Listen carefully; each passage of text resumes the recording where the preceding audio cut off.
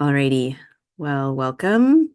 Welcome everyone here and also those listening to the recording. I'm really delighted to share this time with you. It's a snow day here. Ariana's in Portland too, and there's just like blusters of icy snow by the window, so it's really cozy and it's a good day to talk about winter's themes and gestating and seeds of possibility.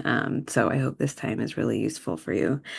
Today's topic is activating without attaching, was inspired by week 9 of the journal. And you don't have to have the journal to participate, but that's kind of the source material. If you don't have a paper and pen already or a journal of some kind to write with, that will be useful for sure. Um, so today I'm going to share some teaching about activating without attaching. We'll do a little bit of guided visualization. Of course, everything is optional. And then, like I said, after the main teaching portion, I'll turn the recording off, and those who are here live, we can stay and chat if you'd like. Um, so, in all of my work, I'm sort of, coming at this as a human person on this planet who's living inside of capitalism and trying to figure out how to work and meet my needs and do what I feel called to do. And all of that is guided by not just my human intellect, but also my relationships with the more than human world and my spiritual practice. So I always open up these spaces with a sort of grounding prayer just to call in all of the support we can. I think we need a lot of support right now. So why not ask for as much help as possible and see what happens? So you're welcome to close your eyes and participate with me or just listen and let it sort of come through. So I want to start by saying a big thank you and welcome to everyone here and everyone listening to the recording. I'd like to invite in the wise and well ancestors of everyone who's here, all of us who felt called to this topic today, who are trying to grow in good ways in alignment with the winter season. I welcome in their ancestors who lived before capitalism, who lived through its emergence, and who knew how to live out their gifts in a good way even after capitalism. I welcome in the lands that are holding each of us and the indigenous stewards of those lands. I welcome in the spirit of earth and fire and water and mineral and nature, all of these forces of the universe that are helping to make life possible. Please be with us today in this time together. Please help us learn what it means to steward the seeds of ideas and possibilities within us so that we can show up for the village in a good way. And so it is. Okay. Um, all right. So I think I'll start by talking about the problem that I see come up for a lot of us at this point in the seasonal cycle. So we're still in the winter season. It was just Imbolc, which is kind of the halfway point between the equinox or excuse me, the winter solstice and the spring equinox. And so we're still in this very wintry time where things might be new ideas or new possibilities or new ways of being might start making themselves known, but they're certainly not usually fully sprouted, growing, big changes may not have occurred. Of course, there's always exceptions. Bears have definitely given birth by now. Eagles in the south are probably already laying their eggs. Some plants there's already buds on some of the plants. So each of us gets to decide and intuit our own growth cycle and where we are and what's sprouting or not sprouting. But in general, if we're trying to live in alignment with the seasons, this is still a time where there's either no seemingly external signs of growth or they're very small and fragile. Um, and when we're at that point, it can get a little bit wonky because by this time we're all really ready for spring. We might be ready for new growth in our lives if we've been in a more dormant period. So I see two things happen for people a lot, and I see it in myself too. We get this like maybe, it's like very early signs of spring where we get like a whiff of a new idea or a new possibility in our lives, like a new way of working or a new relationship or a new sense of identity. Something sort of makes itself known that feels very like new in springtime. And one place that I see a lot of people go that can get problematic is first we judge the thing. Is this good or bad? Do I like this or not? Is that idea realistic or not? And this is like if you had a little garden and you had a sprout and the idea is sprouting. And rather than just being like, oh, there's a sprout, wonderful. Instead, it's like we're either cutting the leaves off so it can't absorb the sunlight that it needs, or we're ripping it out entirely and deciding, like, I could never do that. That's not realistic. It's 2025 that people aren't doing that anymore, or whatever judgments come in initially. So this comes up all the time. And I think it takes skill to cultivate the type of awareness where you can just notice a seed or a sprout in your life, in your heart, and stop and pause for a moment and not judge it as good or bad, practical or impractical, as anything. I met with someone a year or so ago, who's lovely and a friend of mine, and she was in a really super burnt out stage with work. And she, I think this happens to all of us sometimes, where you get so burnt out, you're just so like angry and cynical and everything feels impossible. And she was in that kind of place. And I remember, and I shouldn't have done this because you don't want to try to help, you don't want to try to ideate with someone who just, that's not what they need at that time. But as her friend, I was trying to be like, well, could you do this? Could you take time off? Could you try this? Could you ask for this? And it was just like, no, no, no, no, no. Every little thing was judged immediately, mostly as like impractical, or like other people do that, but not her. And if you think about that, it's kind of like you're throwing seeds out onto like a sandy desert floor. Like there's no receptivity, there's no openness to like, perhaps this is a possibility that has energy or life behind it that could want to, grow. So one of our invitations at this point in the winter season is to consider how we can make ourselves hospitable soil for the new ideas that are sprouting. They may or may not be here, but each of us as living beings we all go through cycles of growth where new things are trying to grow. And rather than deciding like to judge all of the ideas you're having or to brainstorm and then like decide this XXX or whatever isn't useful or not practical. What if instead it was just about becoming as hospitable as you can to any ideas that are coming through? Just, yes, I'll take that seed. Yes, welcome. Be planted in my soil. Hi, little sprout. I don't know what you're going to become, but welcome. That's a really different approach than like, oh, I have this yearning to, I don't know, take myself on a writing retreat, and then immediately just like dumping a bunch of ice or soil or compost on it and like killing it immediately because that's not practical or not available to me. So it's just a different kind of orientation, dropping the judgment about the seeds that are coming.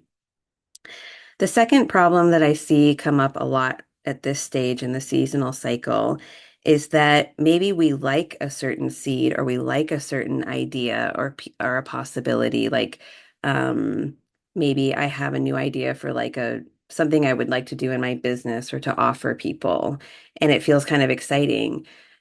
Often we can get really easily hooked into like doing a lot about it. So like I have the feeling, I like that idea, and now I'm going to spend 10 hours getting a new domain name and building out the web page, and I'm going to tell everyone about it. And that has not really ever worked for me because it's like you've planted a seed and then you're expecting the tomato, and it just doesn't work like that. There is something really sacred about the time where you're just sitting with the seed or the sprout and you're appreciating it, you're savoring the idea. Maybe you're doing some visioning like we did last time, and just imagining, like, gosh, what could that look like? How could it feel? And just like you're anchoring it in your body, in your soil, and you're not expecting it to become a tomato tomorrow. Maybe you don't tell anyone about the idea. Maybe you don't buy the domain name, but you sketch some things out or just imagine or write the idea on a piece of paper and put it on your pillow and see if you have a dream about it. There are lots of other strategies where we don't have to go straight into execution and doing. And no shame if that's your tendency, because that's mine too. And I think it is rooted in this very capitalist, patriarchal society we live in, to kind of act immediately when the thing comes. But winter is a receptive, feminine season. In Taoism, it's a yin season. So the direction of winter and of water, its element, is inward. So we may have an idea or a possibility that we like, and rather than just, expecting it to do a lot, what would it mean to just give it more time and space to show itself to us, where we're really just gestating, we're not rushing anything, we're allowing them to grow at a natural, sustainable pace. Um, so, how do we allow the seeds that are here, some of which, will not, plants make a ton of seeds every year because some of them will root in and grow and some of them just won't. So, what would it mean to allow all of the ideas or hopes we have for our spring and summer to just be here? Without expecting them to turn into anything overnight or explain themselves or justify their existence, to just allow them all to be here and trust that they actually do know what to do. I just like 45 minutes ago ended a podcast interview with someone who's a farmer, and her specialty is heirloom beans in Colorado. And she's like obsessed with seeds and seed banks and saving. And it was like being preached at, in the best way possible, about how much the plants and the seeds know what to do. We don't have to tell them what to do. They just need a hospitable environment and, the resources to be there. But we don't have control over that. But in our own internal experiences, I think it's the same. I believe that our gifts, the ways that we are and the ways that we want to grow, I believe that those are natural, actual, like it's your nature. And so I trust that the ideas you have, the hopes, the desires you have, the gifts you have, I really do believe that they know how to grow themselves. It's just that when we dump them with our toxic judgments, or we rip them out too early, or we expect them to grow faster, it's just like with the plants, it doesn't really work. So what we can do instead of judging and moving right into execution is to just give the seeds what they want and trust that they will bloom when they're ready. And what they want, and I like the three words that my friend that I just interviewed said. She said they want warmth, light, and moisture. That's how seeds know when to grow. If you want seeds to stay dormant, you keep them cold, dark, and dry. Okay, so if you have ideas and hopes for your coming growing season, you might think about what it could look like to literally give them warmth, light, and moisture. And one of my favorite things about seeds is the moisture piece in the process of what's called imbibition, where seeds will sense a certain amount of water in the soil. And then when there's enough, they will soak in the water into their seed casings. And the pressure built up from the water is what allows the seed to open. And what's really, really cool is this is like the same process that crabs use to molt. When a crab is ready to shed its shell, it soaks in a ton of seawater and gets its little body gets so big and bloated that the seam on its back cracks open so that it can come out. Nature is so cool. And I think if crabs and seeds can use that strategy. Like obviously there's something working, and I think we can too. So this means that we can, even without knowing what our seeds are, what our creative nature wants to grow into this spring and summer, we can imbibe the watery resources that feel good to us, that can allow them to just very naturally, when they're ready, crack open and start to grow. So I want to do this in a visualization together. And then I want to talk a little bit about like more material ways that you might practice imbibition. But I just find I do visualizations and guided meditations all the time in my classes and in my work with people, because I think way too often we're relying on our intellect and our cognition to like figure this out. And it's much more successful in my experience to bring in the imaginal and the body. So you're welcome to do this or just listen. You can always come back to the recording and do it later, but I encourage you to just try it and be open. And it'll be probably like 8 to 10 minutes of kind of imagining and going within. So yeah, you can leave your camera on or off and we'll just try it out. So go ahead and find some stillness in your being. And you might feel the lower part of your body kind of weighing you down onto the chair.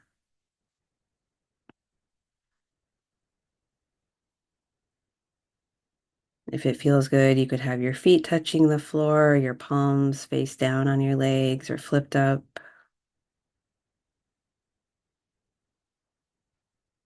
You might notice the breath and notice the pace of the breath and the temperature.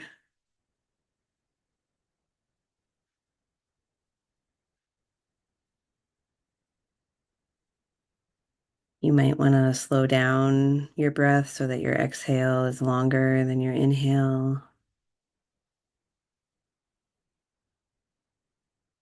And if you feel comfortable, you can close your eyes or you can just rest your gaze softly in front of you.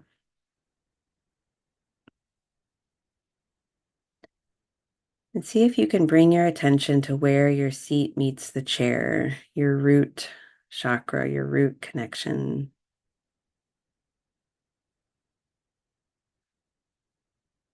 And imagine that there's actually a root that comes from this part of your body and can grow down into the earth itself through the building that you're in, down through the foundation, through the topsoil, all the way down until you feel it kind of anchoring you into the earth.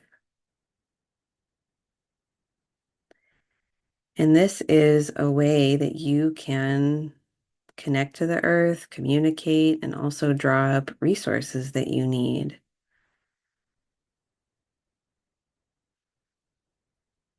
So just feeling into this connection now. If there's anything you need to compost or send down into the earth, you can do that. And if there's any nutrition or resources you need to draw up, you can do that now and feel them kind of pooling in the lower part of your body.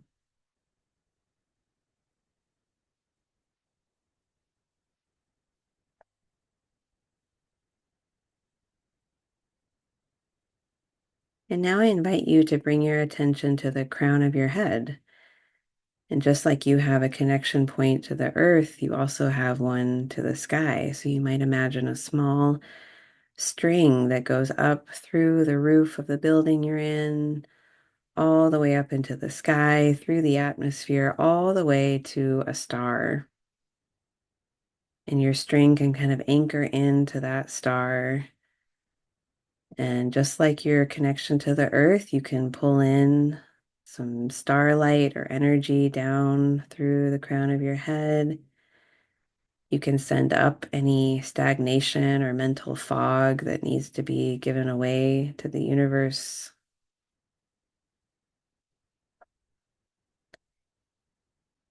So just feeling yourself as this connection point between the earth and the sky.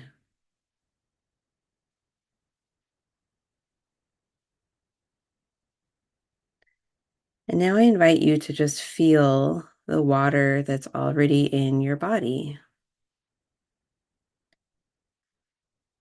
the water in your veins, the saliva in your mouth, even the water around your eyeballs, maybe the water in your belly. Just feeling the fact that you are probably at least half water right now.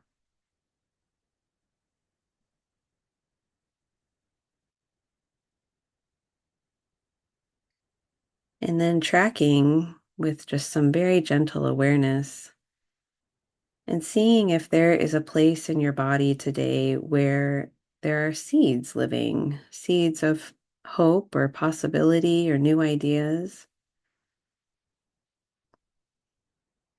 Do you have a little seed bank in your own being, in your heart, your gut, your lower belly? Are they kind of floating all around? Where do your seeds live? And if you feel like you're making it up, that's totally okay.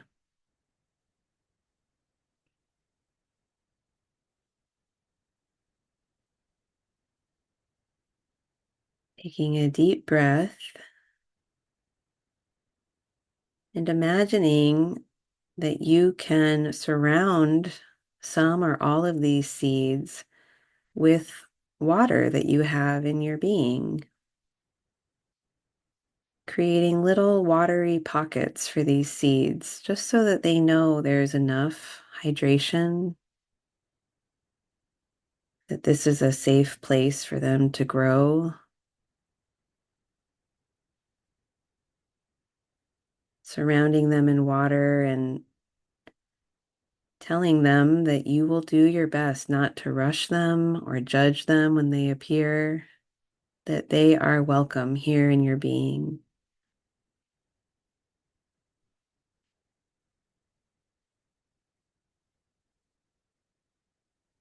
And if it feels right to you, you could also give them some warmth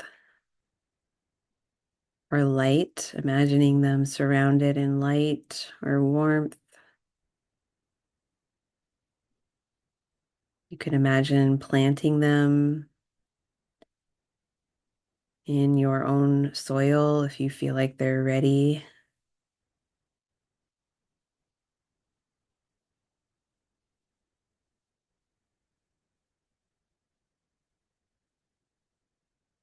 The seeds will show you what they most need.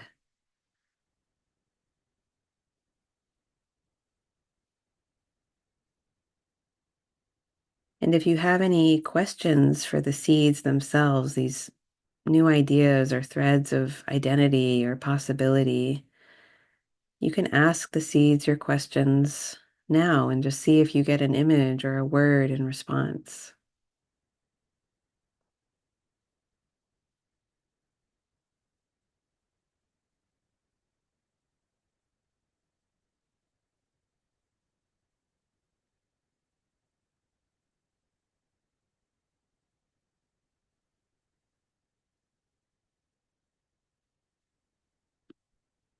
And taking one more minute with these seeds, knowing you can always come back to them because they live in you. Everything you need is already here.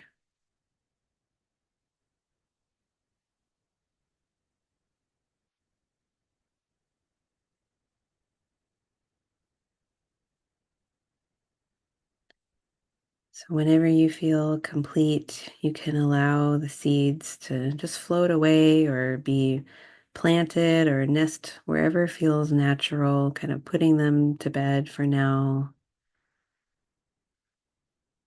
Taking a deep breath and moving a little and just allowing yourself to come back whenever you're ready and opening your eyes. And I just want to make a moment for you to jot down anything that you noticed or felt in that visualization. So often it can just evaporate really quickly. So I'll just be quiet for a moment in case there are any notes you want to make about that.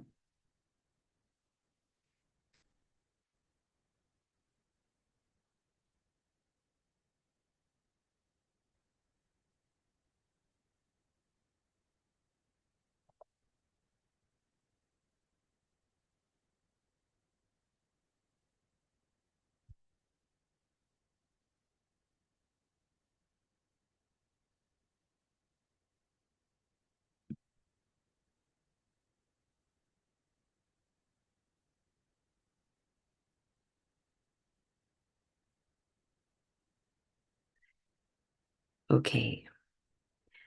So we did some visualization, which is always an excellent place to start when you have a new idea. You can sort of imagine giving it a home in your being and just sending it love and appreciation and welcome and water. But then there are also some more active ways that we can track what's growing without getting super attached to it. Again, it may not be that the seeds or the sprouts are ready for us to like create a whole new thing and tell the world, but they still want to be tended to, you know? So some of the tending can happen internally, like we just did, but there are other ways that we can inquire and reflect and nurture them without getting into judgment or doing. And what I really like about this and what's so amazing about nature and trying to live in alignment with the seasons is that the place we will get to when we honor the seed, the idea that's there, trust that it knows how to grow, and track it gently and give it what it needs, where we're going to end up doing that is often so much more interesting and aligned and sustainable than if I had this idea and now I'm going to make these 10 things from it. Here's what it is, you know? It's like I've decided this is a rose plant when actually, you know, it's a dahlia not ready to bloom till like October. That would be really frustrating, you know, if I've decided this is a rose and it's like May or June and I'm frustrated because it's not here yet. So it's really special. It's a good skill to have to be able to track our desires and our hopes and our ideas that come around. Um, One of the things that is active, a way that we can tend to this without judging or doing, is by getting to know like the feeling underneath the idea. Because let's say you have an idea for like a trip that you really want to take. It may not be that you're ready to buy the airline ticket or book the place, but can you nurture the feelings that that idea is giving you? That's kind of like a way that we're putting compost at the roots of the idea without expecting it to grow and be ready.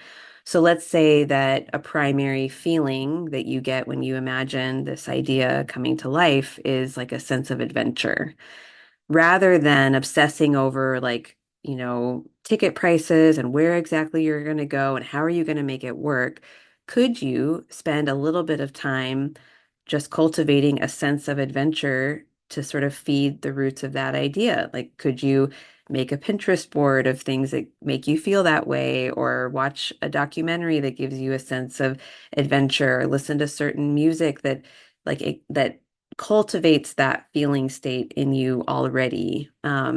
That's a really effective way. And it kind of, that's like a very popular technique in like manifestation um, lore, I guess. But I think there's something really true to it. It's like we're becoming the feeling state that we're seeking. So it's like the seed has, it's in a familiar environment and it's being fed by that.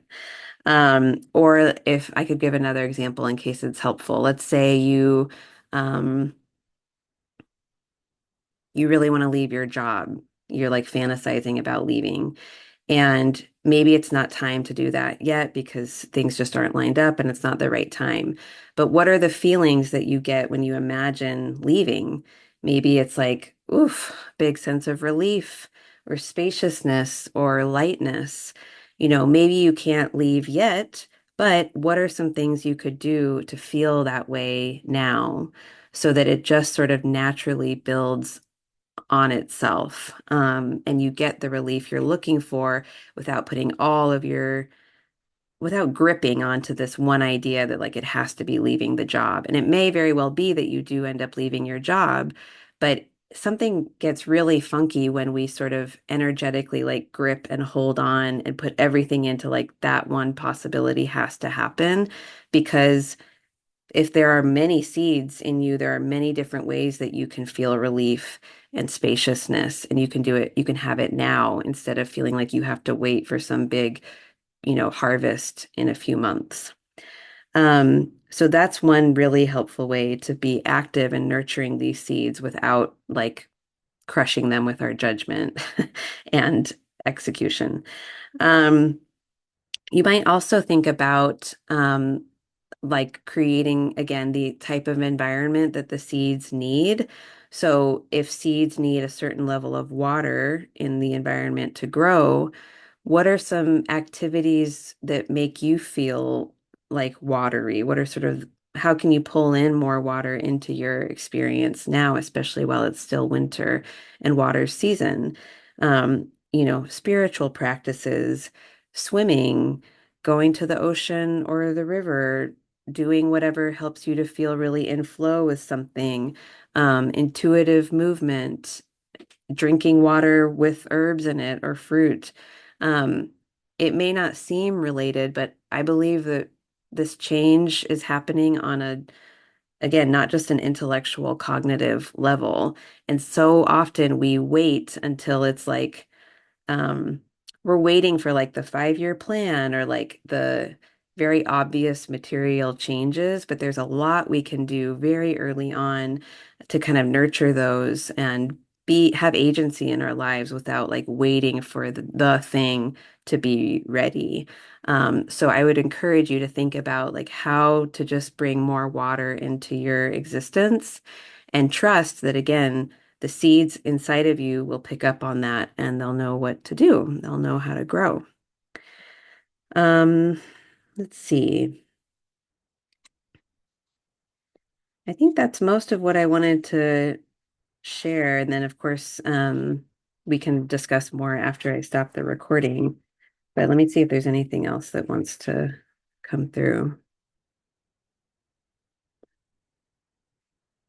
I think that's it. This is meant to be just kind of like a little seed, planted seeds of ideas, to give you a sense of just how to like be active and have agency in your life right now without it looking like spring or summer because it's just not spring or summer. But winter doesn't mean that you have to just be like in bed resting all the time. It doesn't have to be like that. I think a lot of us have resistance to, or I'll speak for myself. I have resistance sometimes to the mantra that like we should all just rest a lot, which is true. And we don't hibernate, like we're not hibernating creatures. So like is there a way I can be active in my life in a wintry kind of way? And right now I think it's being having watery movements, doing the things that help me feel connected to something bigger and in flow, and trusting that pretty soon with spring and summer, there's going to be new cycles of growth. So I hope this felt helpful in whatever ways you needed today. So I'll just close us formally and then I'll stop the recording, and whoever would like to stay is totally welcome. Our next class on the winter season will be March 6th, also a Thursday, and we're going to be talking about tracking your own growth cycles.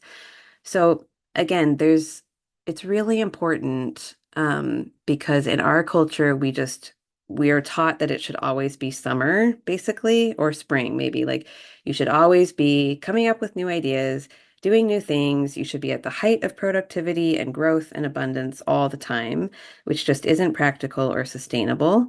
And there are just like every little area is a microclimate in and of itself. You have your own unique growth cycles. If it's winter outside, but you're like alive with all of these new ideas and they're like bursting and they're ready to be born, we want to honor that. And we don't want to say like you have to do this because this is the season or this is what capitalist culture tells you to do.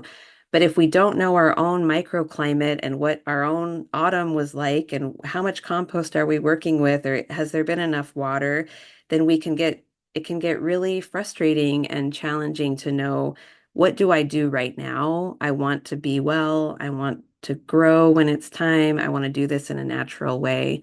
So we're going to talk about like how to track where we are and just provide the support that we need in that moment. Again, trusting that we're all sovereign and we all have what we need. But sometimes we need encouragement and new ideas and a sort of seasonal support. So that's the next class. I'm about to order copies of the spring journal, so that will be out in a couple of weeks. I love it. It's all about gifts, just what you're here to do, the talents and essence of you that you were born with, that needs to find a place. So I hope it's helpful. I'll announce on the newsletter list when those are available for pre-order. And yeah, I'll just say a quick prayer to close us out and then stop the recording. So, I want to say a big thank you to everyone here and everyone listening to the recording. I want to thank all of our wise and well ancestors who are just holding us right now. And I just ask and invite all of these wise beings, any helpers that are out there in the ether, seeking our best and highest good and the best and highest good of this planet. I just invite your help and support right now. We really need your guidance and your aid. I want to say thank you to the earth and the fire of the sun and the waters of the river and the snow that's here today. Thank you to the minerals and the rocks and the stones and to the nature element as well, the seeds that are nestled in the soil that are going to know what to do when it's the right time. Thank you all for being here. Merry meet, merry part, and merry meet again. Okay, I'll stop the recording. Bye to our friends listening.